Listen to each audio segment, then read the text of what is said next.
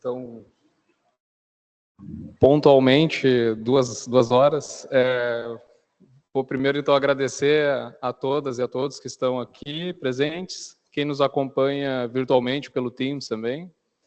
Vamos dar início às atividades da tarde. Nós temos previsto para hoje à tarde 2 mesas redondas, e são 4 professores que vão apresentar hoje, em 2 blocos, né? A primeira mesa redonda agora vai ser com o professor Dal Bosco e o professor Custódio, que está aqui com a gente presente. Veio de longe para estar aqui presente com a gente, fazer essa fala e partilhar um pouco do trabalho, da trajetória dele conosco. E o professor Dal Bosco está de forma remota aqui pelo Teams, também participando e também fazendo a sua fala nesse momento. Então, vou chamar o professor Custódio para compor a mesa aqui, por favor. Aí teremos, então, esse primeiro momento em torno de uns 30 minutos, e depois passamos a palavra para o professor Dal Bosco, também mais 30 minutos, e aí depois temos em torno de 30 minutos também para comentários, discussões, perguntas e tal, que a gente tenha para os palestrantes. Obrigado.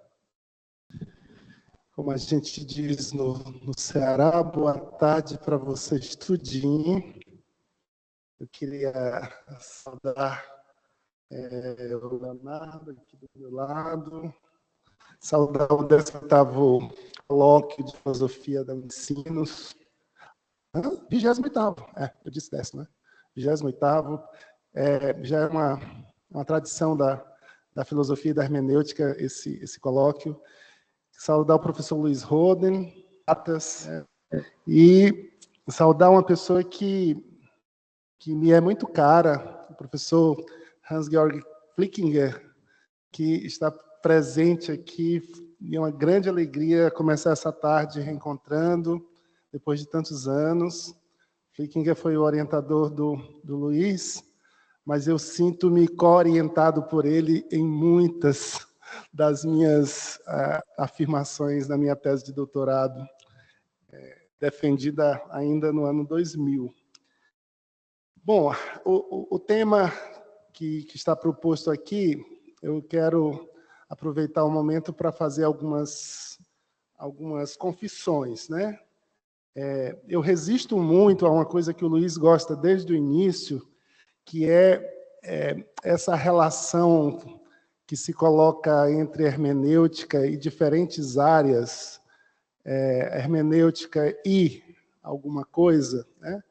Hermenêutica e educação, no caso, hermenêutica e política, hermenêutica e futebol.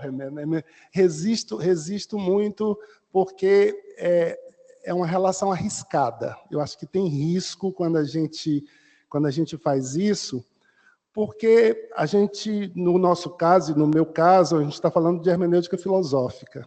Tá? Num livro que nós editamos juntos, o professor Flickinger, Luiz e eu, tem uma definição muito interessante.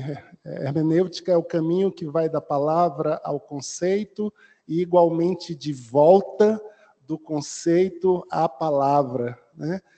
E a hermenêutica filosófica é também uma pergunta pelo ser, uma pergunta que, ao longo da tradição da filosofia, foi muito esquecida, mas que, na hermenêutica, ela ficou muito recuperada, e houve um avanço fundamental, que foi a compreensão de Gadamer de que o ser da hermenêutica filosófica é a linguagem, né? A linguagem não em seu sentido instrumental, mas a linguagem em seu sentido maximal, a linguagem enquanto universal, condição para as diferentes linguagens instrumentais. Então, o risco que eu acho que quando a gente faz isso é porque a gente pode tender a passar para as pessoas que a tarefa da hermenêutica filosófica seria uma tarefa instrumental de interpretação, né, de contextos, de textos,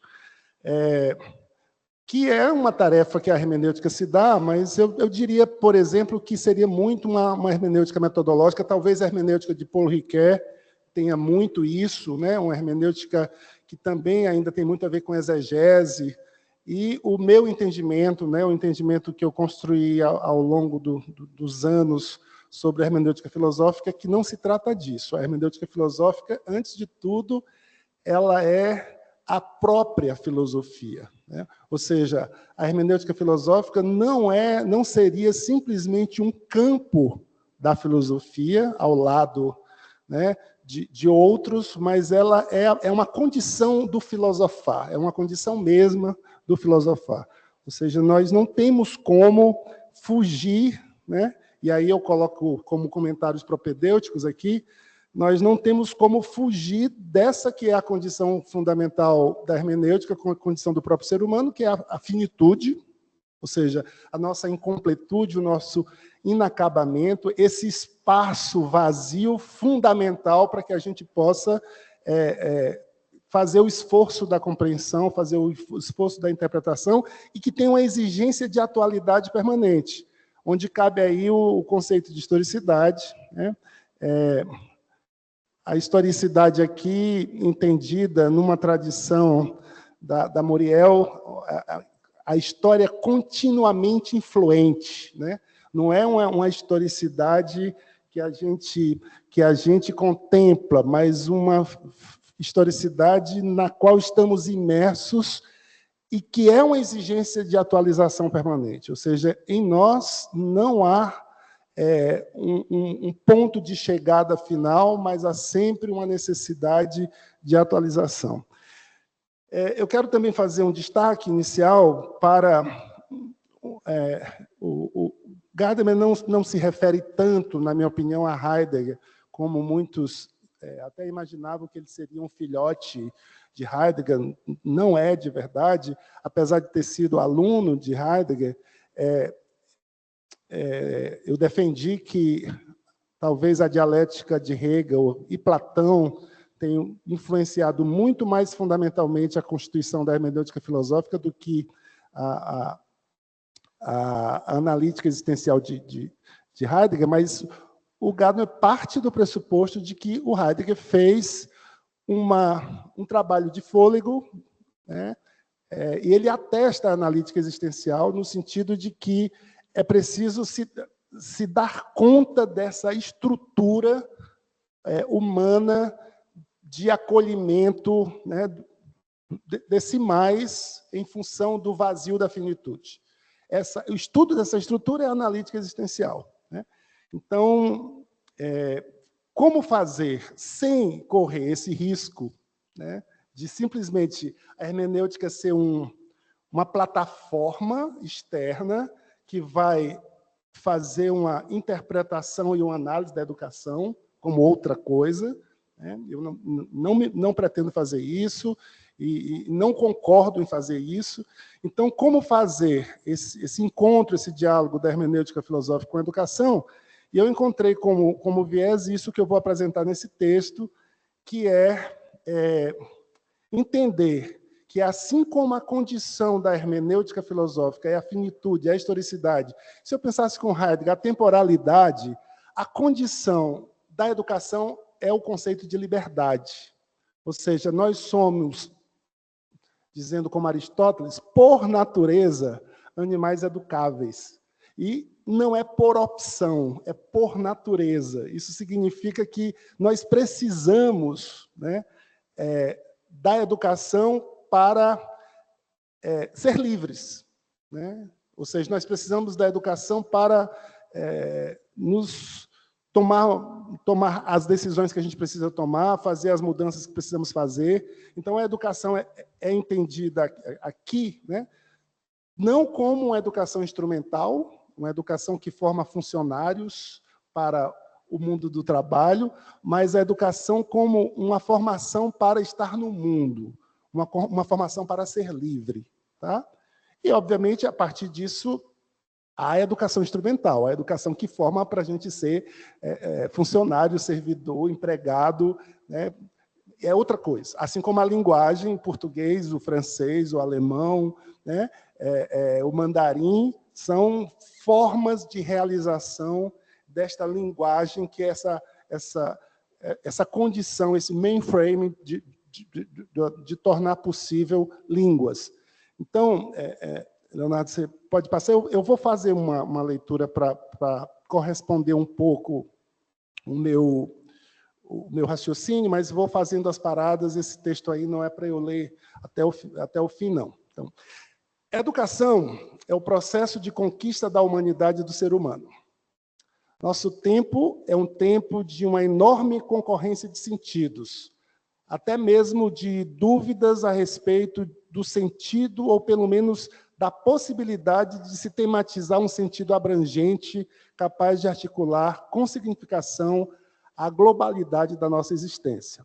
No entanto, a própria experiência do não sentido numa vida cotidiana embrutecida, especialmente no nosso sul global, torna mais premente a pergunta sobre o começo e o destino da nossa existência, ou seja, a pergunta pelo sentido do mundo e, com isto, a pergunta pelo sentido das nossas vidas. Isto revela uma característica fundamental de nosso ser.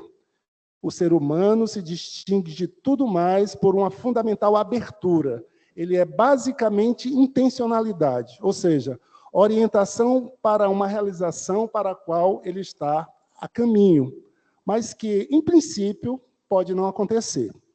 Então, nós, seres humanos, somos marcados pela contingência. Aquilo que pode ser e, de igual modo, pode não ser. Né? Conceito clássico de contingência. O ser humano é, assim, risco. Um ser a caminho de si mesmo, um ser precário, incompleto, que não está pronto. Que não tem em si mesmo, em princípio, tudo, necessitando apenas desenvolver suas potencialidades. Né? Ou seja, não é um ser que tem tudo já pré-organizado, precisando simplesmente acessar esse tudo para se desenvolver, mas um ser que tem que conquistar o seu próprio ser. Esse tudo de possibilidade também não é uma coisa pré-dada, é uma conquista. É ele mesmo que tem que assumir o seu lugar fundamental no todo da realidade. Nesta perspectiva, o ser humano aparece como mais pobre do que tudo mais. Ele é, em primeiro lugar, muito mais possibilidade do que efetivação. Não tem, sem mais, essência e realidade, mas deve sempre conquistá-las. Portanto, o ser humano é, antes de tudo, uma tarefa, que só se efetiva quando se transforma em projeto e ação. Para a hermenêutica, para mim, isso é muito claro, e eu acho que Gadamer puxa isso de Platão, claramente. O que é ser humano? Ser humano é uma tarefa. É uma tarefa que precisa... nem humano nós somos ainda. Nós sempre estamos tentando conquistar a nossa própria humanidade. Neste sentido, podemos dizer que o ser humano é, no mais íntimo de si mesmo, liberdade. Isto é, ele não é predeterminado pura e simplesmente, nem subjetiva, instintos, disposições inatas, capacidades, nem objetivamente, meio ambiente, objetos e fins a ele oferecidos. Mas ele se experimenta a si mesmo no mundo como interpelado a tomar posição sobre o que fazer com suas capacidades, interesses, desejos, no contexto de um mundo que ele se encontra estruturado. Ele sabe que é interpelado a decidir-se, não só em relação a si mesmo, mas também é interpelado a decidir-se em relação ao seu mundo. Se ele o deixa como está, ou se adapta a ele, ou se o transforma, isso depende da posição. Emergindo como ser da liberdade, o ser humano se revela como um ser de possibilidade. A liberdade é, assim, possibilidade de uma possibilidade determinada. E de sua... aqui não é autoridade, viu? E de sua alteridade igualmente possível. Por isso, a ação humana é a unidade de opostos entre a liberdade, que é a sua possibilidade, e a decisão, que é a sua efetivação. O que isso significa? Estamos diante da arbitrariedade ou se impõe a pergunta sobre de onde a liberdade recebe suas normas, sua medida, seus critérios? Ou seja, aqui a gente tem que fazer essa pergunta para a gente entender que não se trata da liberdade estritamente como livre-arbítrio.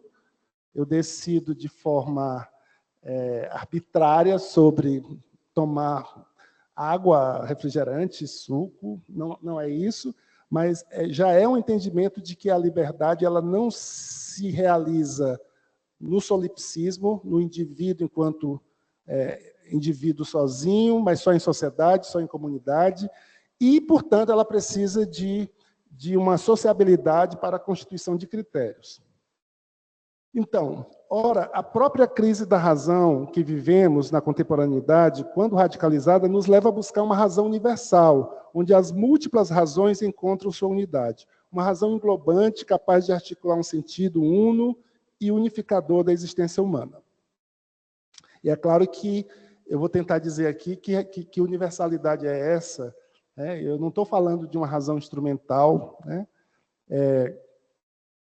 Esta razão tematizada, então, o universal, onde o particular encontra o seu sentido. E que universal é este? Então, para a hermenêutica filosófica, trata-se da condição fundadora da própria humanidade. Para Gadamer, a gente pode chamar a finitude é uma condição fundadora, a historicidade, portanto, não é uma essência, não é alguma coisa que já está pronta, né, e que a gente precise representar ou imitar.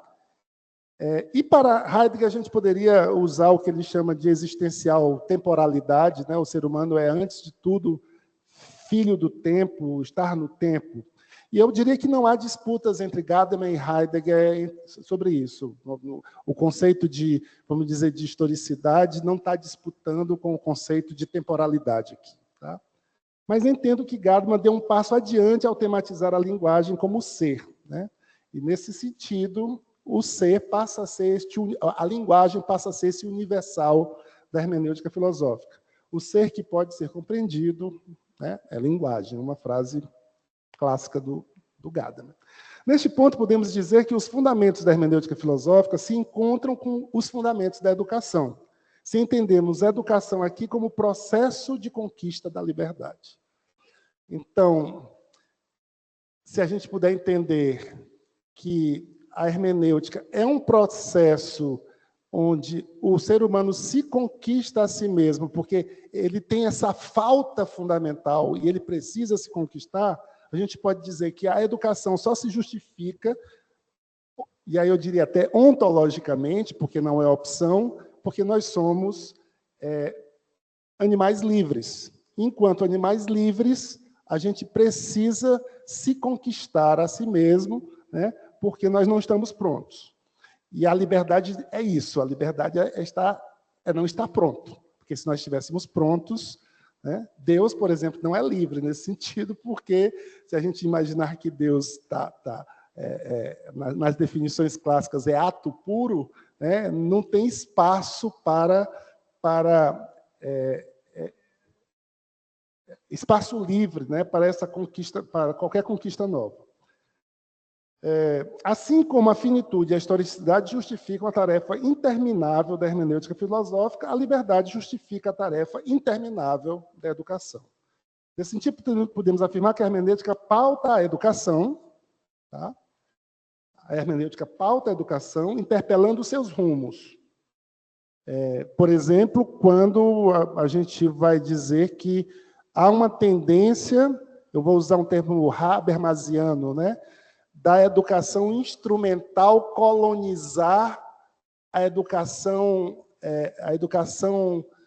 enquanto formação integral. O Habermas diria que a razão instrumental coloniza a razão comunicativa, né? Diminui cada vez mais os espaços, né, da comunicação. E talvez a nossa educação esteja em risco, a educação nesse sentido aqui, porque cada vez mais a educação instrumental se impõe, não dando espaço nenhum para esse processo de criatividade, né, e de conquista do novo.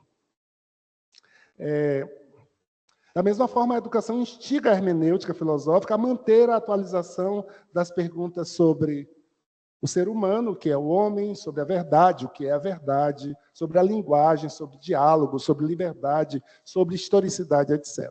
Então, eu aí consegui, para responder ao convite do professor Luiz para esse colóquio, né, fazer esta ponte, né? Ou seja, há uma implicação mútua entre hermenêutica e educação, na medida em que a hermenêutica está sempre pondo em xeque esse papel atual da educação colonizadora, enquanto que a educação está sempre interpelando a hermenêutica a atualizar as suas perguntas, né?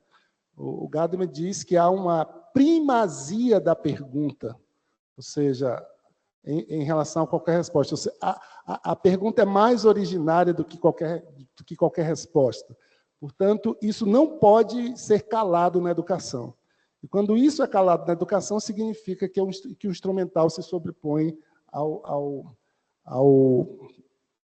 não instrumental, né? ao caráter propriamente hermenêutico. Aqui temos a resposta à nossa pergunta. É a partir do universal que a liberdade descobre seu rumo. Deste universal, que é um grande, vamos dizer, um grande vazio, né? Pois ela é um momento particular desta totalidade universal, um momento muito especial, pois é aquele onde esta universalidade se encarna, se presentifica e apela para uma decisão pessoal. A capacidade de presentificação do universal como possibilidade da ação livre recebeu no Ocidente, tradicionalmente, o nome de razão, ou espírito. A capacidade de presentificação do universal como possibilidade de ação livre recebeu no Ocidente, tradicionalmente, o nome de razão, ou espírito. Ora, por sua vez, o processo através do qual, né, e eu poderia dizer aqui o nome de razão, de espírito, e em Gadamer o nome de linguagem, tá certo? Ora, por sua vez, o processo através do qual o homem singular e empírico adquire um relacionamento adequado com a realidade, por meio do qual se lhe abre o espaço para a efetivação de sua liberdade nas estruturas fundamentais do seu ser pessoal e social, no Ocidente a gente chama isso de educação. Certo? Ou seja, educação é como o particular se posiciona no universal. Como se dá uma encarnação de critérios, de princípios, de modos de vida que possibilita a vida comunitária. A diferença e a especificidade do ser humano na natureza se mostrou por sua radical necessidade de educação, que é radical. Por natureza, o ser humano é educável. Só o homem pode ser educado, em sentido estrito, pois a educação pressupõe liberdade e é a inauguração do processo de sua efetivação. Tá? É a educação que instala o processo de efetivação da liberdade. Como se dá este processo, podemos inicialmente ver, levando em consideração a linguagem do homem, como a instância onde se articula o sentido do universal. Quando os seres humanos se entendem entre si através da mediação da linguagem, em primeiro lugar, eles se entendem sobre algo. Falar é sempre dizer algo, referência a algo. Abre-se na fala o espaço da inteligibilidade das coisas e a linguagem é a articulação, a expressão do sentido de tudo. No entanto, na linguagem, os seres humanos se referem a algo na medida em que se referem também, fundamentalmente, uns aos outros. Falar é estabelecer relações intersubjetivas que constituem as formas diversas de sociabilidade. Por fim, falando, os sujeitos que interagem manifestam suas próprias intenções, relacionando-se assim consigo mesmos. Na fala, então, os humanos estabelecem relações consigo mesmos, com a natureza, com a sociedade e com sua história. Na palavra, com a totalidade da realidade. Educar-se significa, então, encontrar uma configuração para estas relações que constituem a vida efetiva do homem, unificá-las todas numa unidade de opostos, portanto, numa síntese que constitua a unidade concreta de sua vida. O ser humano realmente educado é aquele que não só conhece as coisas e os acontecimentos singulares do mundo, mas tem uma visão adequada da sociedade, do todo, o que lhe abre a possibilidade de pôr tudo em seu devido lugar. Mas precisamos estar atentos para a compreensão da educação em dois sentidos, o sentido ontológico e o sentido instrumental. E, principalmente, precisamos ficar atentos para as forças sociais que promovem o esquecimento do sentido ontológico e fortalecem o sentido instrumental.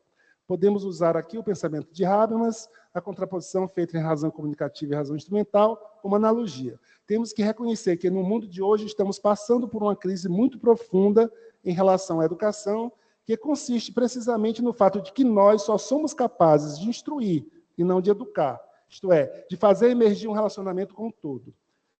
O educar aqui, no sentido que eu chamei de ontológico, é fazer emergir um relacionamento como um todo.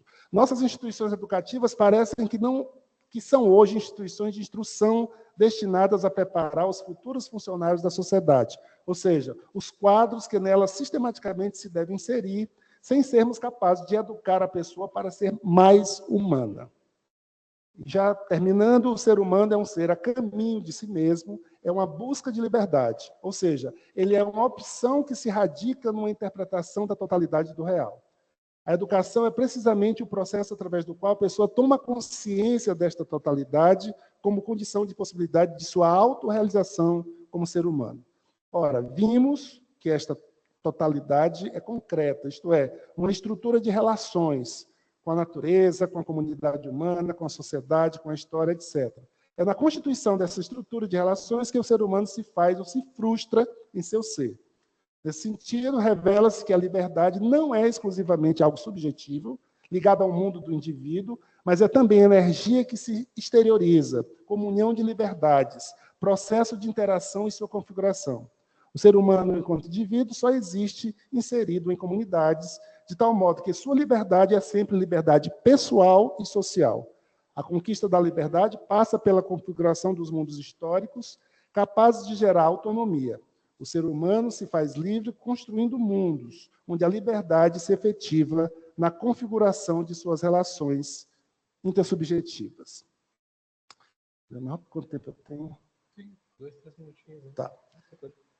A primeira consequência disso para a educação é a historicidade do processo educativo. A educação é sempre situada numa configuração determinada de ser homem, isto é, num certo contexto sócio-histórico, numa relação de condicionamento recíproco com este contexto. A pergunta que se impõe a nós agora é: qual é o princípio da articulação de nosso contexto histórico? Eu estou aí já fazendo uma referência que é uma mesma pergunta que a hermenêutica filosófica se faz, né? Por exemplo, há uma afirmação de Heidegger que o acordo é mais originário do que o desacordo. Ou seja, em uma condição anterior à nossa própria tomada de consciência, nós estamos alinhados, ou articulados, ou vinculados a um grande acordo. Portanto, o desacordo é sempre algo tardio, né? A gente, sem o acordo, a gente não sobreviveria, a gente não existiria enquanto humanidade. Então, portanto, o acordo é mais originário, né? E a gente não deve ter medo, portanto, de dialogar, não deve ter medo de brigar, de argumentar, né? Porque a disrupção definitiva ela não está prevista, né? O acordo originário se impõe. Que paradigmas gerou em nossa modernidade o consenso que produz a vida comum? Qual o fundamento mesmo de nossa sociabilidade? O que a reflexão que acabamos de fazer nos mostrou é que a conquista do ser humano se efetiva enquanto processo de universalização. O ser humano se faz humano na medida em que se eleva de sua arbitrariedade solipsista para o reconhecimento universal da dignidade inviolável de todo ser humano. O ser humano não deixa de ser sempre um ser empírico, singular, contingente, mas esta sua finitude é portadora de algo que ousadamente eu estou chamando aqui de absoluto, de algo absoluto, que é a exigência incondicional da dignidade originária de qualquer ser humano, que é o dever ser fundante de toda a sua vida. A exigência ética básica do reconhecimento universal aponta para a construção de novas configurações das relações sociais, de tal modo que elas tornem possível a efetivação na história do reconhecimento da divindade universal. A exigência ética básica implica a institucionalização de mecanismos geradores de uma sociabilidade radicada no reconhecimento universal entre seres de igual dignidade. E aí, eu estou fazendo uma frase final aqui.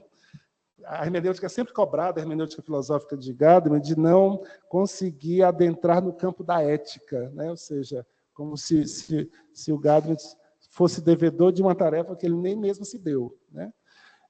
Mas, se a gente quiser fazer esta articulação, eu acho que a educação é um lugar privilegiado. Então, a última frase é: na e pela educação, a hermenêutica filosófica encontra a ética. Porque a educação é, de fato, o lugar da encarnação, eu estou usando a palavra encarnação, da presentificação, né, onde a gente coloca em prática aquilo que, em princípio, é abstrato, que são os critérios universais de sociabilidade. E, na hora que isso acontece, emerge a necessidade de se falar de ética, porque a ética tem a ver com as relações, tem a ver como nos comportamos nas comunidades, como nós vivemos na sociedade, né? Então, de fato, não seria difícil extrair, né, ética da hermenêutica, desde que a gente crie pontes como essa, né, pela educação. Então, é isso. O que eu trouxe aqui foi simplesmente tentar encontrar, né, um lugar de contato, né, entre aquilo que lastra, né, funda a hermenêutica filosófica com aquilo que funda a educação. E parece que são coisas muito próximas. Se a finitude, se a historicidade, se a temporalidade são marcas fundantes ou são fundamentos, né, para a hermenêutica filosófica, a gente só precisa se educar porque a gente é condenado a ser livre. É isso. Obrigado.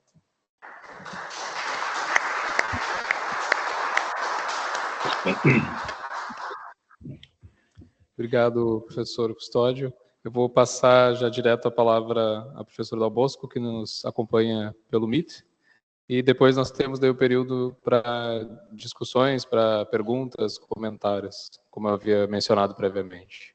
Por favor, professor Cláudio. Gostaria de iniciar cumprimentando a todas e a todos, cumprimentar especialmente os professores Luiz e Leonardo pela coordenação do evento. Gostaria de cumprimentar o professor Custódio, meu colega de mesa. Gostaria também de cumprimentar o professor Hans-Georg Flickinger, que se encontra aí na plateia. E tratar desse tema, hermenêutica e educação, implica, talvez, iniciar fazendo algumas questões para poder balizar depois o recorte que eu vou precisar fazer nesta minha fala de 30 minutos.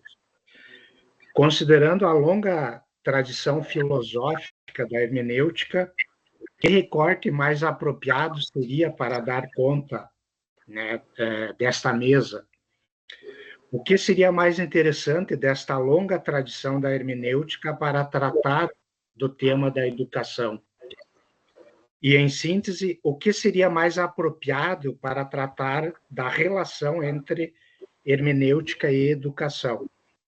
Que contribuição a hermenêutica pode dar para a educação e também que tipo de questionamento a educação pode colocar à hermenêutica?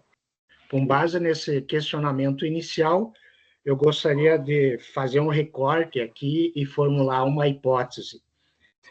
A hermenêutica filosófica, e essa é a minha delimitação, a hermenêutica filosófica gadameriana oferece um aporte conceitual consistente e diversificado para tratar de vários problemas educacionais.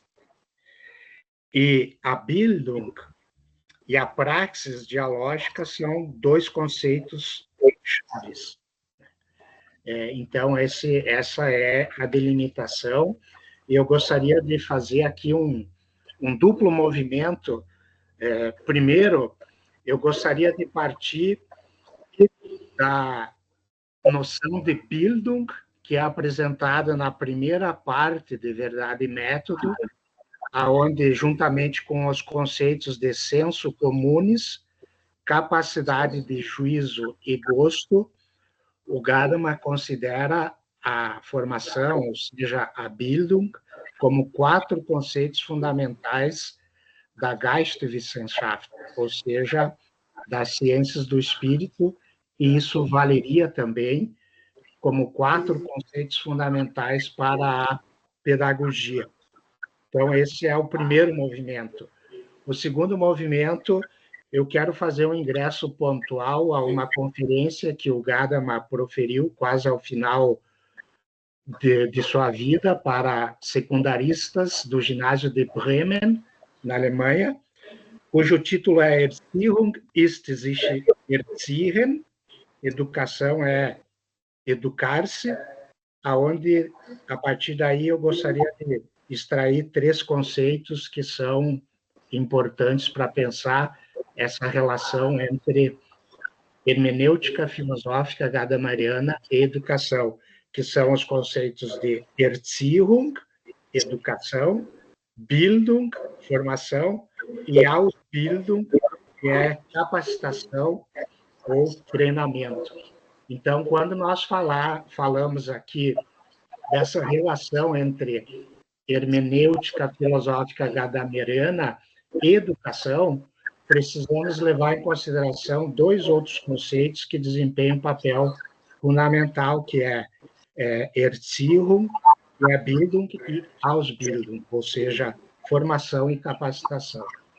Eu quero partir dessa hipótese de fundo que eu discuti longamente com o professor Jean Gondin, num livro que estamos escrevendo juntos, que é a hermenêutica filosófica de Gadamer, tanto de Verdade e Método, que é seu escrito sistemático, sua obra-prima, né? Como também nos escritos menores, a hermenêutica filosófica é simultaneamente uma teoria da formação, ou seja, uma Bildungstheorie.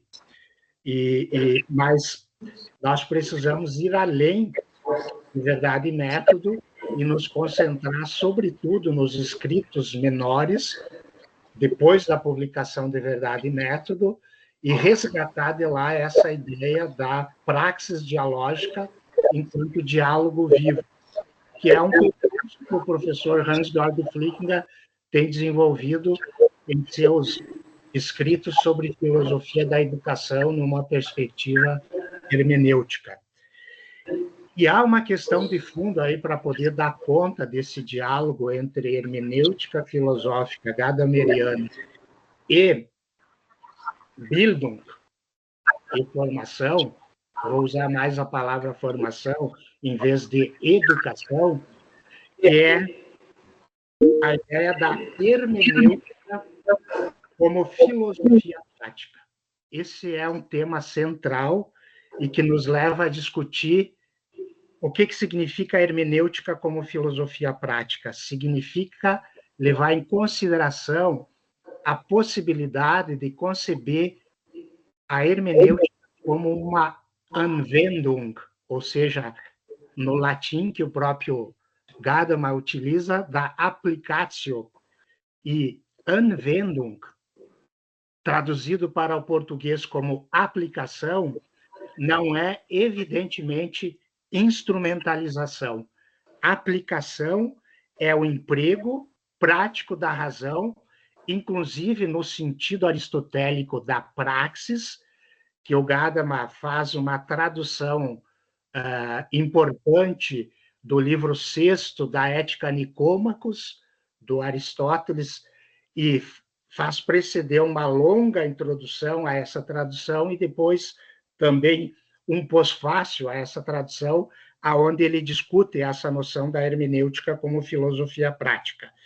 penso que essa ideia, então, hermenêutica como aplicação, como aplicatio, dá a base filosófica para compreendermos, para a compreendermos como, também como uma teoria da formação, ou seja, como uma Bildungstheorie, e, ao mesmo tempo, também como uma praxis dialógica enquanto diálogo vivo. Eu não vou poder desenvolver isso, eu estou desenvolvendo isso num dos capítulos que eu estou do livro que estou escrevendo junto com o professor Jean Godin, e também podemos encontrar isso, como eu disse antes, nos textos do professor Hans-Georg Flickinger.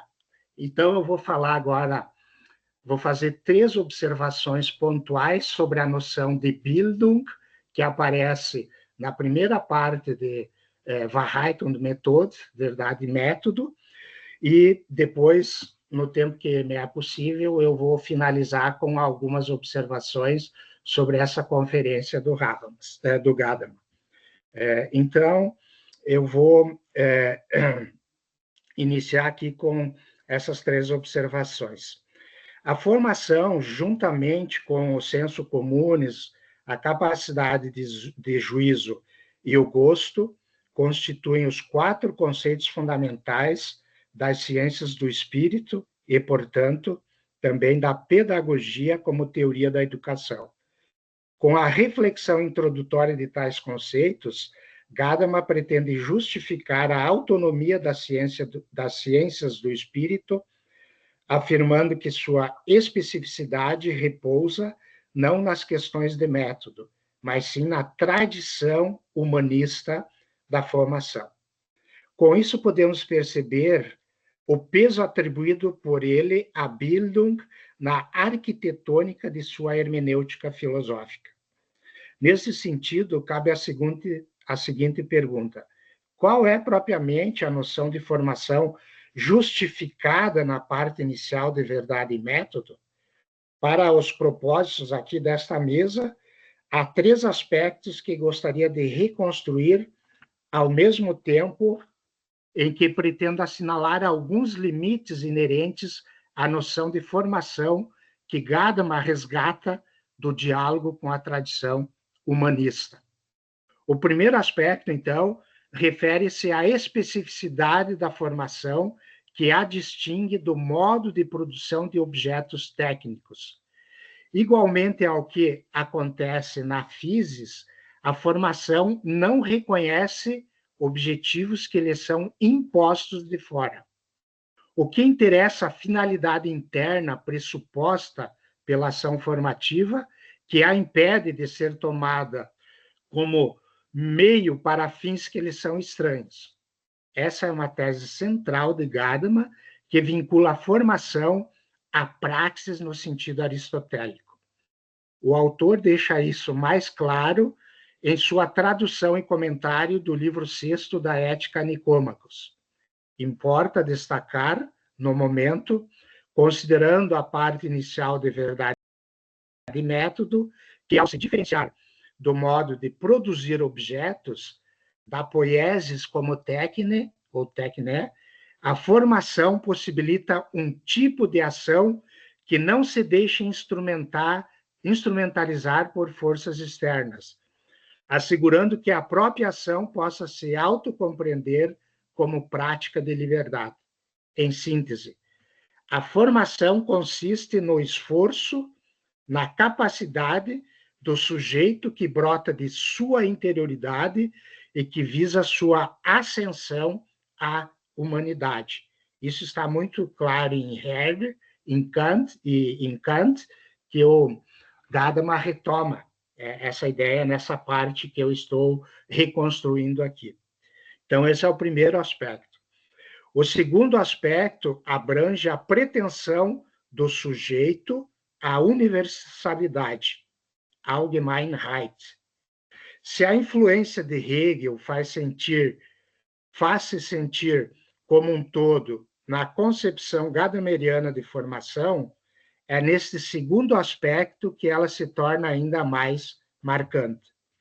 diz o Gadamer, a essência geral da formação humana é converter-se, ou seja, a essência geral da Bildung é converter-se em um ser espiritual universal.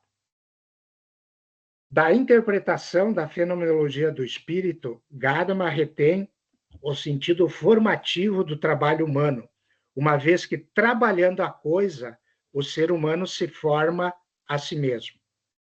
Diz Gadamer, na consistência autônoma que o trabalho dá à coisa, a consciência que trabalha se reencontra a si mesma como uma consciência autônoma.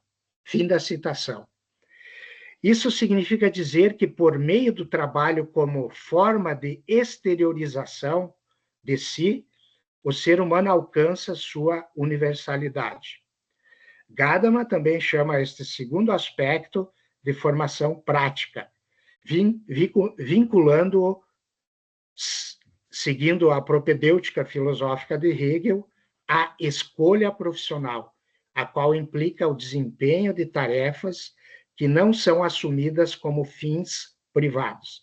Segundo Gadamer, a formação prática se demonstra, então, no fato de que se desempenha a profissão em todas as direções. E isso inclui que se supere aquilo que resulta estranho à própria particularidade que alguém encarna, tomando-o completamente próprio, ou tornando-o completamente próprio. Fim da citação. Em resumo, este segundo aspecto do conceito de Bildung, da primeira parte de Verdade e Método, contém duas ideias importantes da definição de formação. A primeira ideia atribui ao trabalho uma dimensão formativa que permite ao ser humano alcançar sua universalidade. Por meio do trabalho, o ser humano se realiza, ou seja, alcança sua humanidade. A segunda ideia acentua o sentido prático de formação e, vinculando-a também ao trabalho, possibilita o exercício profissional amplo, que assegura ao profissional a conquista de o profissional em cada profissão, a conquista de sua individualidade. E agora esboço uma breve crítica. Contudo, ao focar somente no sentido positivo do trabalho humano, e esta é a crítica, Gadamer ignora notadamente sua dimensão deformativa, o trabalho alienado, que já tinha sido discutido por Marx nos manuscritos, que conduz o ser humano a perder sua individualidade e, com isso, a não mais alcançar sua universalidade. Por não considerar a dimensão alienada do trabalho humano, ou seja, as condições materiais que o determinam, Gadamer formula um conceito idealista, abstrato, de formação, que repercute também em sua concepção otimista, ou somente otimista, de profissionalização. E aí, então, o terceiro e último aspecto da concepção de formação apresentada na parte inicial de Verdade e Método é certamente o mais polêmico e, por isso, o que mais sofre objeções. Também com forte influência hegeliana marcante, tal aspecto refere-se ao retorno do espírito a si, depois de ter se relacionado com o estrangeiro, ou seja, com o outro. Cito Gadamer. Reconhecer o que é próprio no estrangeiro é torná-lo familiar. É o movimento fundamental do espírito, cujo ser não é senão o retorno a si mesmo desde o ser do outro. Fim da citação. Se a formação, ou seja, se a Bildung constitui a dinâmica tensional entre o sair de si e o retornar a si, o aspecto decisivo consiste em saber como acontece o encontro com o outro, o que o espírito preserva de tal encontro e que tipo de transformação ele sofre nesse encontro. Mantendo-se inteiramente nos trilhos hegelianos, Gadamer está convencido de que a formação possui como característica central a abertura ao outro, ou seja, a pontos de vistas distintos e abrangentes. Eis sua definição lapidar ainda na primeira parte, no conceito de Bildung, da primeira parte de Verdade e Método. Diz Gadamer: a formação compreende um sentido geral de mesura e de distância com respeito a si mesmo, e nesta mesma medida, um elevar-se acima de si até a universalidade. Fim da citação. Como indica a passagem, a formação compreende uma dupla transformação interligada entre si. E vocês notem que eu estou falando sempre aqui de formação e não de educação. Portanto, estou falando de Bildung e não de Erziehung, interligada entre si, de distanciamento de si e de elevação de si. O que garante, eu me pergunto, o que garante esta dupla transformação e o que ela significa para a relação entre o si mesmo e o outro? Cabe observar, nesse contexto, que há uma ausência marcante nos três aspectos acima brevemente reconstruídos, que indica para alguns limites na definição gadameriana de formação, lá de Verhalten und Methode, a saber, a ausência da noção de diálogo. Ao definir isso, a ausência está na primeira parte, porque, evidentemente, na última parte de Verdade e Método, como sabemos, o núcleo é a linguagem, talvez ainda nem tanto linguagem como diálogo, mas a linguagem em seu estatuto ontológico como fundante da condição humana. Eu estou comentando aqui a primeira parte, onde ele trata especificamente do conceito de Bildung. Ao definir a Bildung como um dos 4 conceitos fundamentais da tradição humanista, Gadamer a compreende como trabalho e reflexão, sem empregar nenhuma vez, curiosamente, a noção de diálogo, o que será central, sobretudo, para o Gadamer tardio, dos escritos tardios. A formação é pensada somente como movimento racional do espírito que se realiza por meio do trabalho, sem levar em consideração a dimensão linguística.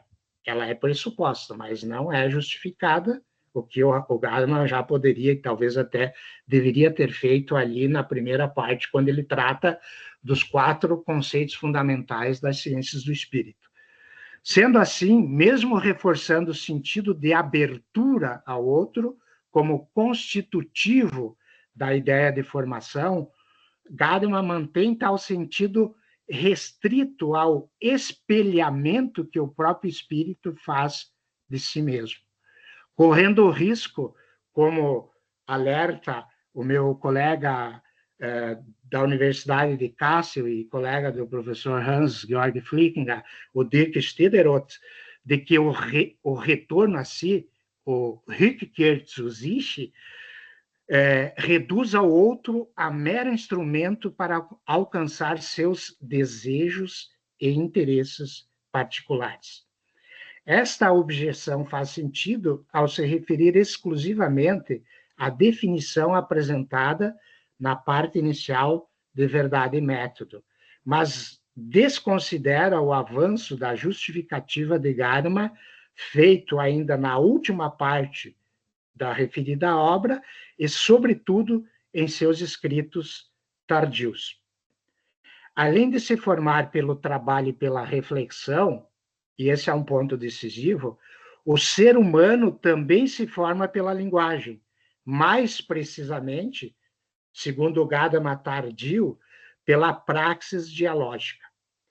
A inclusão do diálogo não permitiria, aqui eu me pergunto, ou formulo uma questão, a inclusão do diálogo não permitiria ampliar a noção de formação, tornando-a efetivamente um processo de intersubjetividade, uma vez que no diálogo que o sujeito mantém consigo mesmo, ou por meio do diálogo que o sujeito mantém consigo mesmo e com os outros, em vez de seguir interpretando alguns aspectos da terceira e última parte de Verdade e Método, o que vários colegas fazem isso muito bem, e como o próprio professor Custódio fez na sua tese de doutorado, defendida aqui no Sul, na terceira parte da sua tese de doutorado, na qual Gadamer justifica a linguagem como núcleo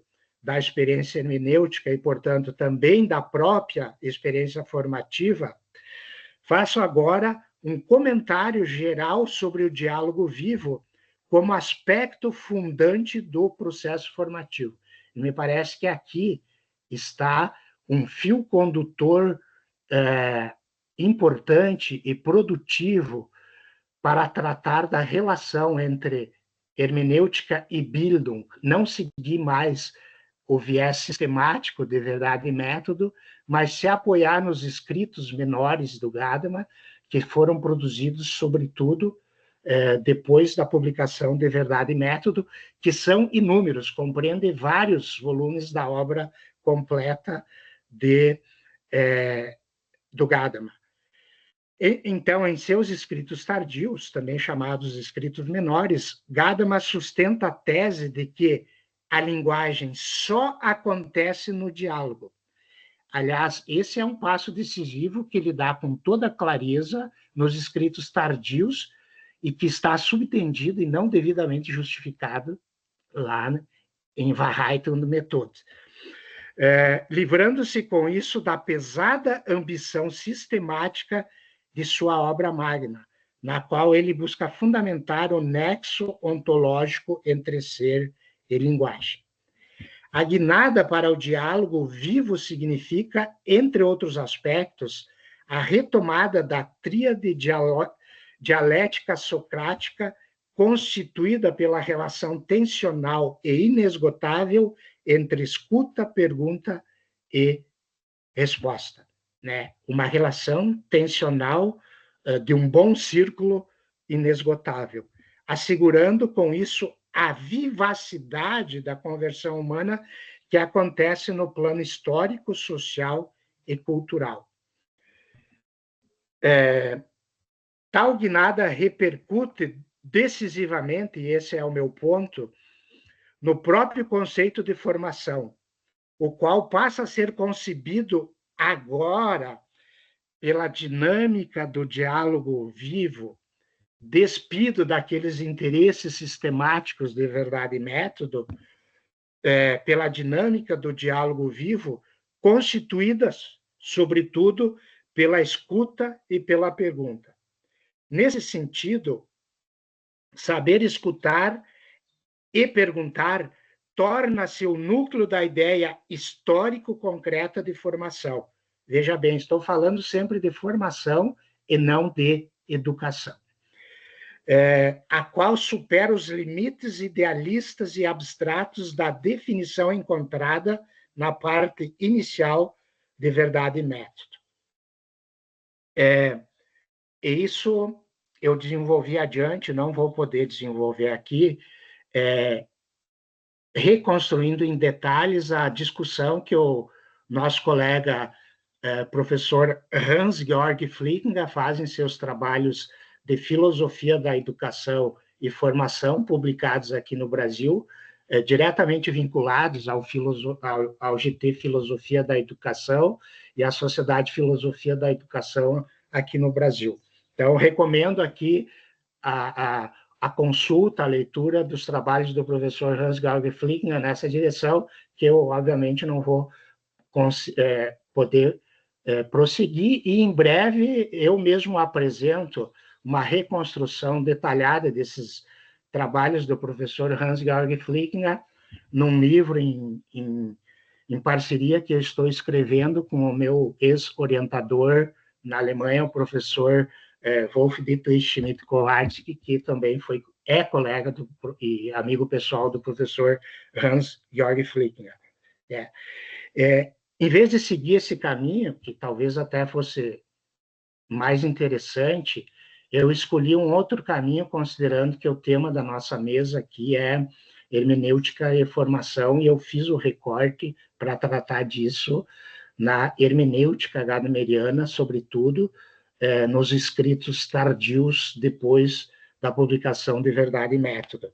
Então, eu vou agora, para dar conta dessa segunda parte da minha fala, eu vou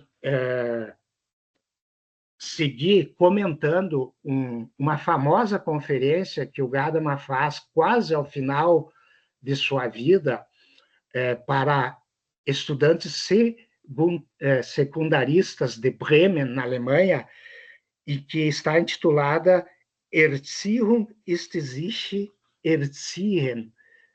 Eu procurei, não encontrei tradução portuguesa, tem tradução para o inglês e para o espanhol dessa conferência, e está aí uma tarefa de traduzirmos ela também para o português, considerando que é um escrito autobiográfico do Gadamer fundamental para pensar a relação entre hermenêutica e Bildung, porque nós temos aqui um senhor já ao final da sua vida, um filósofo ao final da sua vida, que está diante da situação de ter que falar, o Gadamer está com 98 anos de idade aí nessa circunstância, e ele precisa falar com jovens secundaristas, né? E ele colocou, desde o início, essa pergunta: como eu, um velho, posso dizer algo para jovens? Será que eu ainda posso dizer algo interessante para jovens? E ele intitulou essa sua conferência, deu um título muito ilustrativo, muito significativo para a sua própria ideia de Bildung, para essa sua conferência, que é educação é educar-se, uma livre tradução para o português. Erziehung ist sich erziehen. Então, eu vou comentar aqui, eu fiz um longo comentário sobre essa conferência, porque ela é muito produtiva para pensar a relação entre filosofia e educação, pensar a relação entre filosofia e teorias educacionais. Então, Leonardo, quando eu esgotar o meu tempo, você pode me interromper tranquilamente, que eu conclua onde eu estiver, tá bom? Pode ser? Ok, Leonardo? Acho que eu estou aqui. Na verdade, já está no tempo, fechando o tempo regulamentar agora. Já concluí? Bom, pode ser 1 minutinho ou 2 para concluir, assim, sem problemas. Tá bom, então eu vou interromper a leitura do texto, que teria ainda algumas páginas, e vou dizer que nessa conferência, o Gadamer falando para jovens, é uma conferência muito atual que nós podemos usar no ensino médio, podemos usar ela, inclusive, para os cursos de graduação, os diferentes cursos de graduação que nós temos na universidade, porque aqui o Gadamer, ele se coloca diante de um senhor que já está com 98 anos, e diante dessa pergunta, o que eu tenho a dizer para esses jovens aí que estão quase 4 gerações atrás de mim? E aí ele faz uma espécie de reconstrução de sua autobiografia intelectual, trabalhando o seu percurso formativo, né? E, ao reconstruir esse percurso formativo, né, ele retoma aqui a noção de Bildung, o que seria, segundo ele, uma noção de formação desdobrada nesses diferentes momentos escolares, de formação escolar e universitária, e, ao mesmo tempo, estariam coladas à própria trajetória individual de vida de cada um. E talvez aqui o aspecto interessante, né, que caberia destacar como como conclusão, então, depois nós podemos continuar dialogando sobre isso, é que o Gadamer, ele faz questão de ressaltar que a ideia é ressaltar isso bem vinculado à mais alta tradição formativa alemã, tendo presente essa mais alta tradição da Bildung alemã, que formação só tem sentido quando ela é autoformação. E autoformação tem como exigência ético-político fundamental que o sujeito precisa colocar-se na situação.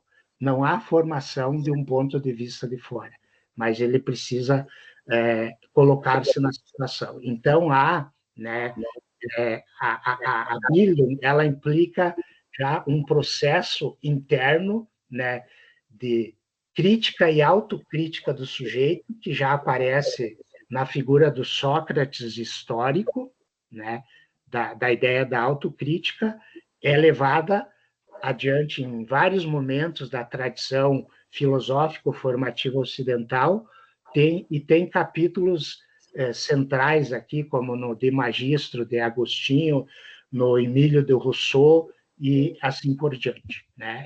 Entra em Kant, Humboldt, principalmente Herbart, né, que talvez apresente uma das teorias da formação mais sofisticada como autoformação.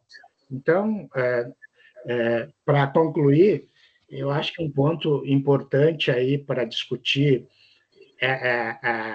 esse diálogo entre hermenêutica e educação é optar pelo enfoque hermenêutico, uma das possibilidades, hermenêutico gadameriano, relacionar isso com a filosofia prática e aí tematizar essa tensão que aparece entre educação e formação. Eu tinha preparado aqui também uma parte para falar sobre Ausbildung, que é uma tríade de conceito, o professor Hans-Georg Flickinger depois pode ajudar a esclarecer também, uma tríade de conceitos que não são, evidentemente, a mesma coisa, que se relacionam, mas que se relacionam entre si, né? Que é Erziehung, Bildung e Ausbildung, ou seja, educação, formação e treinamento ou capacitação, que é mais no sentido da educação profissionalizante.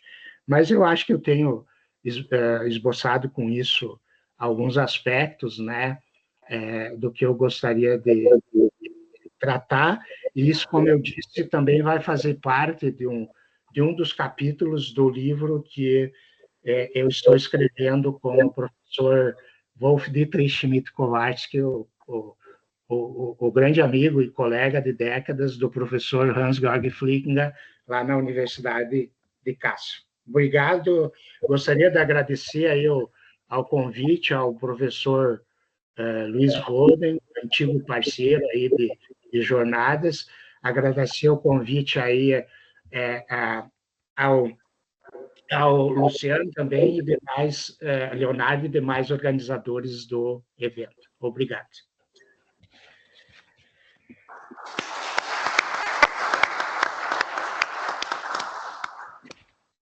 Obrigado, professor Cláudio, pela sua brilhante fala. Eu vou abrir já na sequência, né, para aproveitar o tempo. Nós temos uns 25 minutos para perguntas, discussões, comentários.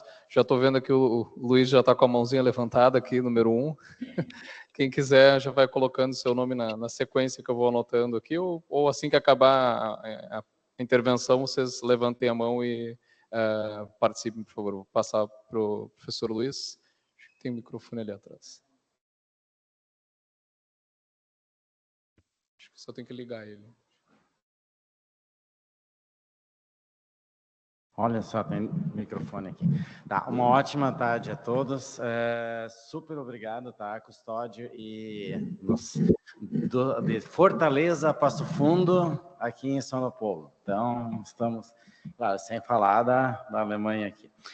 Agradeço muito a reflexão que vocês dois fizeram e extremamente importante, né? Acho que a hermenêutica ela vem sendo apropriada e estudada pela educação há muito tempo. E acho que o núcleo central desse Brasil sobre hermenêutica e educação está aí em Passo Fundo, tá? Eu diria assim, e o Flickinger sempre presente lá, o Dal Bosco liderando isso. Se tem várias faces da hermenêutica sendo investigadas, eu diria, se a gente olhar para o Brasil, educação é talvez o foco principal ali, é exemplar. Eu parabenizo. Custódio, gostei da tua fala, eu tenho uma pergunta bem simplesinha assim para ti. Olha só, se a educação ela é situada numa configuração determinada de ser homem, né? Num contexto histórico. Bom, o problema é que nós estamos num contexto histórico de uma formação extremamente técnico, instrumentalizada, como diz o Habermas, né? E que enseja, na verdade, nos molda, uma formação, não sei, como é que a gente poderia chamar, mercadológica, na verdade, entende? Qual é que é o papel da hermenêutica nesse contexto, entende? Ela denuncia isso, ela propõe caminhos, o que ela faz, entende? Olhando para esse olhar ou essa situação, tá? Ou seja, como é que ela faz isso e como é que ela pode propor outros caminhos. Eu acho que você deu algumas dicas ali, mas eu vou te passar a pergunta para provocar, tá? Para o Dal Bosco, também gostei muito da tua fala e eu tenho duas questões, tá? Dal Bosco. Primeiro, assim, eu acho que você ter começado no início da tua fala a dizer que a especificidade da formação é uma diferenciação em relação à formação da atuação técnica, né? Acho que ela é uma baita de uma sacada e acho que é um grande ponto assim que ajuda a entender a especificidade da hermenêutica quando você aborda ela enquanto praxis, né? Ou seja, ela não tem uma finalidade externa à educação, mas ela tem uma finalidade nela mesma, né? E aí uma pergunta para te provocar, Dal Bosco. Ela consiste, na verdade, no que você disse assim, num esforço de ascensão à humanidade, né? A educação, ela visa, na verdade, o que o Gadamer diz de uma outra forma, né? Ela contribuiria para o que se chama de crescimento do ser, crescimento de ser. Então, educação, na verdade, seria não um crescimento de produção, não um crescimento de algo que nos é externo, mas é um crescimento de ser, do ser. O problema é que a gente vê que talvez estamos no que se chama de uma era chamada antropoceno, né? Então a formação humana, na verdade, talvez não tenha gerado um crescimento de ser, mas pelo contrário, né? E acho que o antropoceno está aí para nos mostrar que não é exatamente isso que está acontecendo, né? Bom, aí essa é uma pergunta, e a outra parte da pergunta é a seguinte para você. Eu concordo totalmente que talvez o frame ou a forma de a gente pensar a educação é o diálogo, né? É a praxis. Isso aí acho que está muito claro e é muito legal, e eu acho que é uma baita sacada assim, que também se tem em relação à hermenêutica. Hermenêutica é diálogo, etc., aquelas coisas ali. Então, eu acho que linkar a educação e a hermenêutica a esse ponto é fundamental. O problema é que em sala de aula ou num processo de educação não é só um modo de fazer, que é de escutar, perguntar, mas, na verdade, ele tem um componente de transmissão da tradição, transmissão de conceito. Então, assim, aí reduzir talvez a educação a essa dimensão dialógica talvez possa ser um problema, né? É só uma pergunta e provocação. Mais uma vez, super agradeço, né?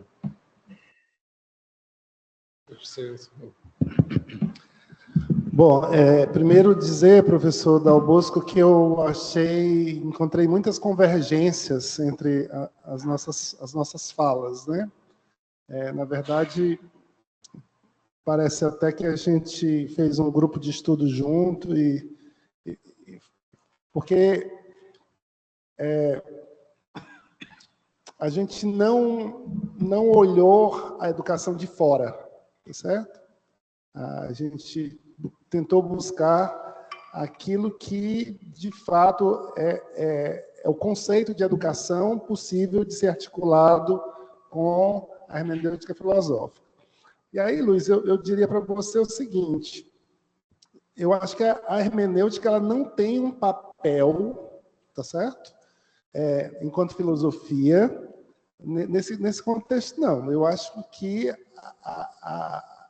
já está à nossa disposição, já está à disposição de políticas públicas, já está à disposição da escola, das universidades, esta compreensão dada pela hermenêutica, foi muito bom o professor Dalbos ter trazido esse último texto, né, do Gadamer, Educar-se, para mostrar simplesmente o seguinte, se não houver espaço na escola, na universidade, para o acontecimento disso, né, nós não estamos fazendo acontecer isso que, na tradição da paideia grega, é formação, e não estamos deixando acontecer a educação enquanto um ato de tomar posse de uma visão de conjunto, como diria Platão na República, né? O que é ser dialético? Dialético é simplesmente ter visão de conjunto. Quem não tem visão de conjunto não é dialético. Tá? Então, o conceito já está dado, a compreensão já está dada. Eu acho que o papel aí é muito mais um papel político, uma compreensão política. Talvez, né, a gente ter um mundo em que a situação ou o colapso do instrumentalismo, do instrutivismo, requeira né, que a gente abra espaço, como é o caso atualmente. Por exemplo, a inteligência artificial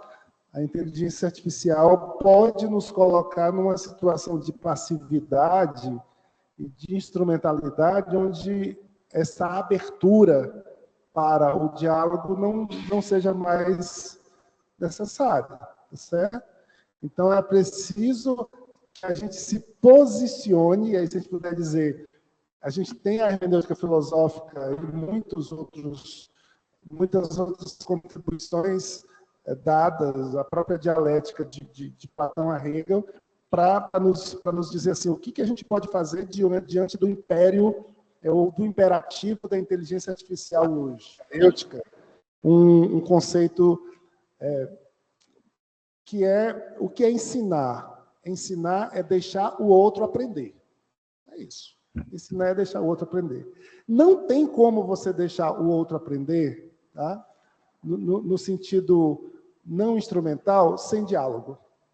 Então, o que é o diálogo? O diálogo é o modo de fazer com que o outro aprenda, né? Eu não ensino para o outro o que eu sei. Ou eu sou capaz de deixar o outro aprender, e por isso a minha escuta, né, e a minha capacidade de diálogo tem que acontecer, ou o outro não aprende. O outro simplesmente, como diria Paulo Freire, vai ser um caixa de um banco, onde a gente vai depositar, né, os conteúdos e ele vai instrumentalmente usar o conteúdo. Deixar o outro aprender significa fazer com que o outro se aproprie, né, daquilo, saiba o que fazer com aquilo, saiba o que jogar fora no lixo, daquilo que não serve, saiba o que aproveitar. Isso é deixar o outro aprender. Isso, obviamente, obrigatoriamente é dialógico, né? Então, na verdade, a gente corre o risco de ter a incapacidade para o diálogo, que é um texto do Gadamer, né?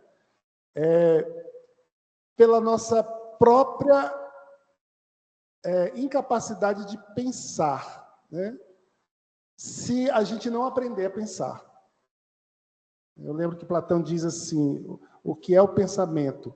O pensamento é o diálogo silencioso da alma consigo mesma, né?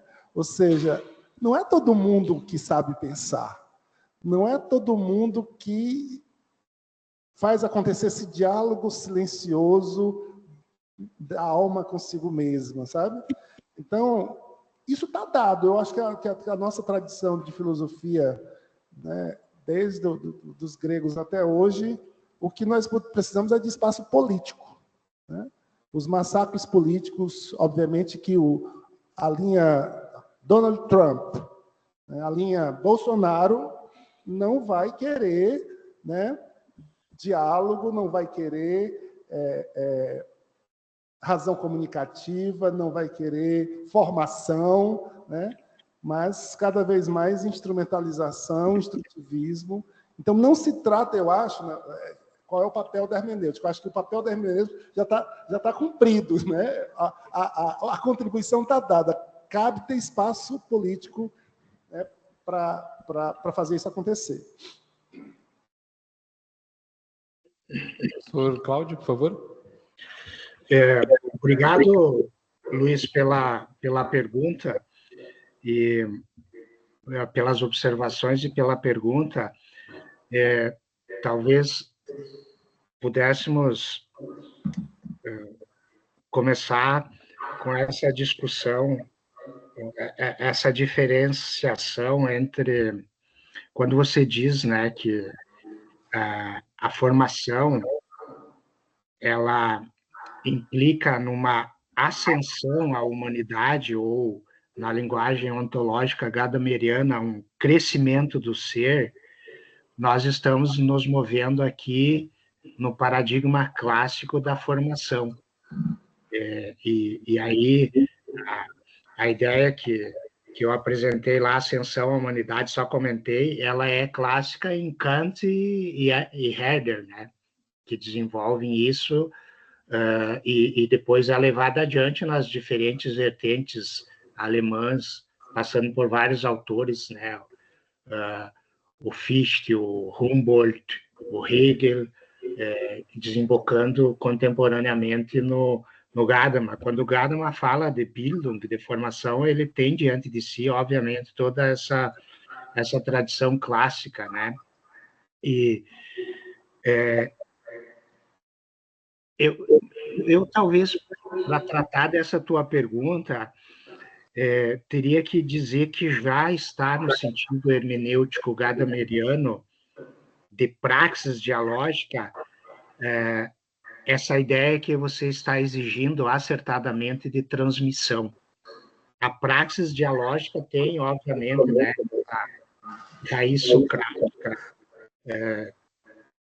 triádica entre escutar, perguntar e responder, que é o bom círculo hermenêutico, né, que não se esgota, e o próprio Gadamer diz que a boa resposta é aquela que conduz a outras perguntas, a boa escuta é a que possibilita colocar perguntas adequadas, e por isso que nós temos um círculo virtuoso e não vicioso, um círculo virtuoso infinito que constitui o processo da Bildung clássica, né? Mas nós não podemos considerar que depois da Bildung nós temos, se quisermos falar com uma linguagem adorniana, uma halbe Bildung, ou uma formação pela metade, e hoje nós talvez até nem fosse mais legítimo falar nem de halbe Bildung e menos ainda de Bildung, mas teríamos que falar de Bildung, ou seja, de um estado deformativo, não mais de formação, não de formação pela metade, mas já de um estado de deformação. Agora, eu penso, Luiz, que o conceito de transmissão ele é central na teoria da formação gadameriana e da tradição hermenêutica, eu diria, como um todo. E talvez essa ideia de transmissão, trazendo para o contexto pedagógico, ela precisa, concretamente, como é que eu trabalho com a transmissão no contexto do plano de ensino? Aí implica ampliar a noção de praxis dialógica nessa relação triádica, escuta, pergunta e resposta, para a questão para o conteúdo. E não há educação formal, se a gente pensar nesse sentido, que tem a ver com transmissão e conteúdo, né, sem o diálogo com a tradição. E isso é nuclear. Então, perguntar e responder aqui do ponto de vista da educação formal significa dialogar criticamente com a tradição, né?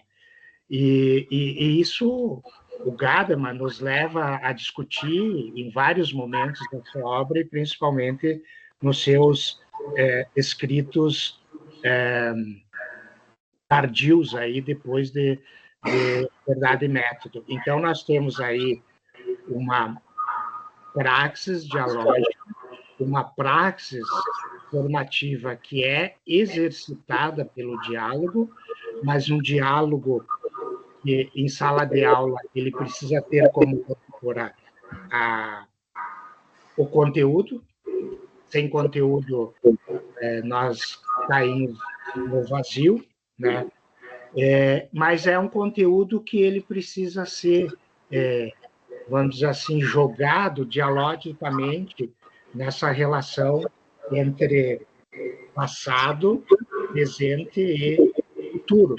Então, a transmissão, enquanto praxis dialógica, ela implica sempre em dialogar com o que já foi, um diálogo que é feito por alguém que está no presente, mas com um olhar dirigido ao futuro, como diz o princípio da esperança do Ernst Bloch, um horizonte futuro.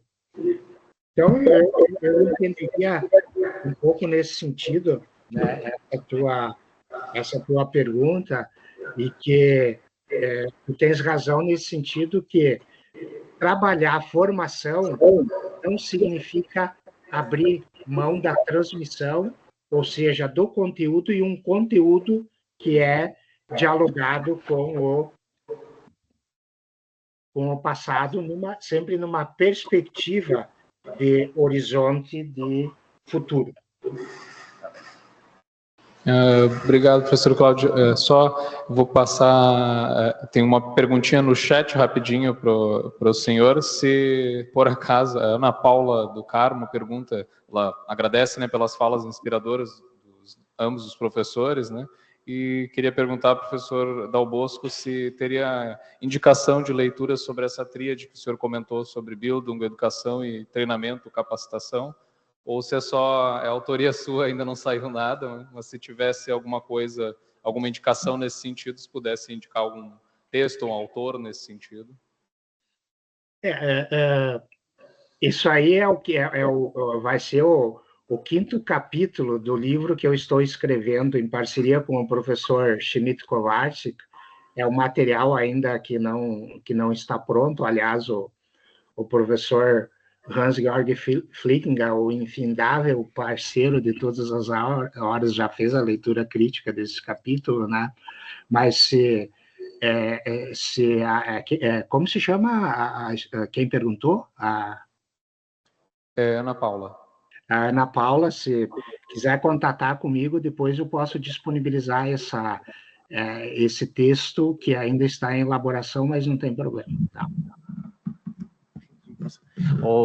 Uma coisa que eu esqueci, esse texto, Erziehung, a gente traduziu na revista da filosofia, da pedagogia da Unicinos há quase 20 anos atrás, eu acho. O Danilo Streck que traduziu, só para você saber que ele está disponível, tá bem? Dá o bolso. Então qual é a revista mesmo? A revista da pedagogia da Unicinos, tá? Eu que pedi pro Danilo Streck traduzir há muitos anos atrás. Eu disponibilizo depois, tá? Faz favor, obrigado. Isso, dado o tempo, tinha mais inscrição, mas foi... vamos... Léo, deixa eu só dizer uma claro, por favor. Rapidinho. Luiz, só contribuindo ainda com a tua questão da transmissão, dependendo de como a gente pensa a transmissão ela é obrigatória. A gente não pode esquecer que o Gadamer coloca fortemente a importância da tradição, né? E tradição é transmissão, né? Agora, do ponto de vista mais pontual, né, como disse o professor Dal Bosco, é necessário fazer esse diálogo daquele conteúdo que está sendo transmitido com essa transmissão silenciosa que é a tradição, e fazer isso é fazer um diálogo super interessante. Então, é possível, sim, né, que a gente tenha uma educação dialógica, mesmo se a finalidade é formar para uma determinada atividade, para um determinado objetivo, né? Porque a tradição aí a gente só se entende dentro dela e ela é uma grande transmissão. Se a gente não questioná-la, essa transmissão pode ser deformada, né? Usando o termo que o professor usou. Agora sim, eu vou agradecer então novamente a presença, especialmente dos dois palestrantes, professor Custódio e professor Cláudio. Agradeço a presença de todas e todos que estão aqui presencialmente, quem está pelo Teams virtualmente.